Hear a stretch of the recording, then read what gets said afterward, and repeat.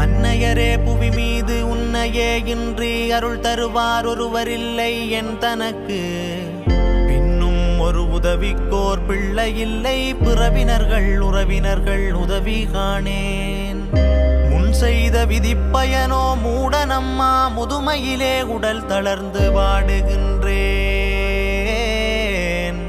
என் செய்வேன் தாயே நீ இந்த வேளை? அம்மா